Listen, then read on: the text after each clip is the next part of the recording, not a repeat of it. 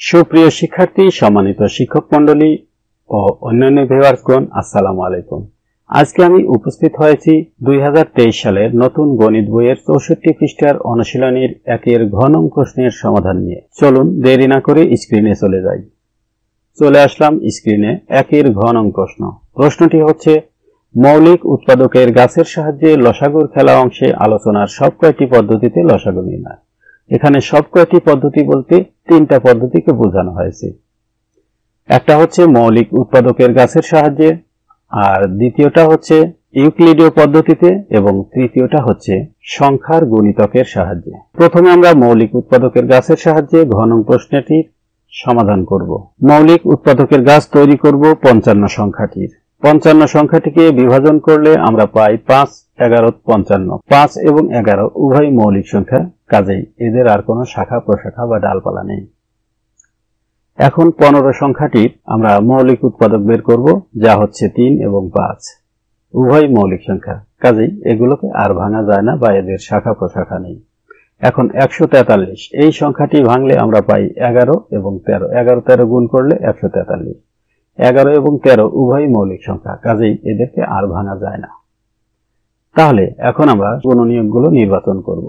প্রথমে ছোট গুণনীয়ক 3 এটি নিলাম, এর পরের গুণনীয়ক আছে 5, সেটাও নিলাম, এর পরের গুণনীয়ক 11, এটাও নিলাম, তারপরে যে অবশিষ্ট গুণনীয়কটা থাকলো 13, সেটাও নিলাম। এখন এই সংখ্যাগুলো গুণ করে দিলেই আমার লসাগু হয়ে যাবে। সুতরাং আমরা বলতে পারি মৌলিক উৎপাদকের গাছের সাহায্যে নির্ণয়ের লসাগু 3 গুণ 5 গুণ 11 গুণ 13 সমান 2145। এটা হচ্ছে মৌলিক উৎপাদকের গাছের মাধ্যমে লসাগু নির্ণয়। এখন আমরা দ্বিতীয় ধাপে চলে যাব, অর্থাৎ ইউক্লিডীয় পদ্ধতিতে লসাগু নির্ণয়। পরবর্তী স্লাইডে আসলাম। ঘ নং প্রশ্নের সমাধান ইউক্লিডীয় পদ্ধতিতে। 55, 15 এবং 143 সংখ্যাগুলো লিখলাম। এই সংখ্যাগুলো কোন সংখ্যা দ্বারা নিঃশেষে বিভাজ্য? হ্যাঁ, এই সংখ্যাগুলো 5 দ্বারা নিঃশেষে বিভাজ্য। 5 দ্বারা যদি 55কে ভাগ করি তাহলে ভাগফল 11, 5 দ্বারা 15কে ভাগ করলে ভাগফল 3।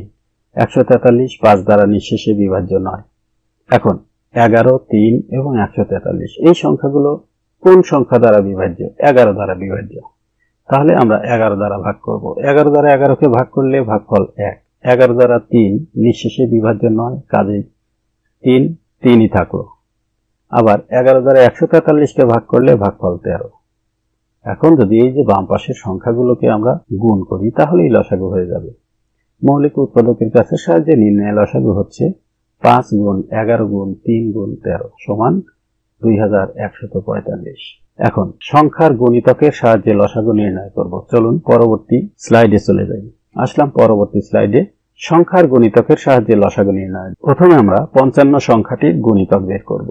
55কে 55, 55 দুগুণা 110 এভাবে গুণ করতে করতে আমরা এই গুণিতকগুলো পেলাম। আবার 15 এর গুণিতকগুলো বের করব। 15কে 15, 15 দুগুণা 30, 3 15 45 এভাবে আমরা গুণিতকগুলো বের করে নিলাম গুণ করে করে। আবার 143 এর গুণিতকগুলো একইভাবে বের করব। 143 ওকে 143, 143 দুগুণা 286 এভাবে গুণ করতে করতে এই গুণিতকগুলো আমরা বের করলাম। এখন এই যে লাল চিহ্ন দেওয়া আমরা গুণিতকগুলো দেখতে পাচ্ছি, এটা হচ্ছে সাধারণ গুণিতক, অর্থাৎ প্রত্যেকের মধ্যেই এই গুণিতকটা আছে। সর্বপ্রথম যে সাধারণ গুণিতকটা পাওয়া যায় সেটাই হচ্ছে লসাগু। সুতরাং 55, 15 এবং 143 এর গুণিতকের তালিকা হতে সবচেয়ে ছোট গুণিতক আমরা পেলাম 2145।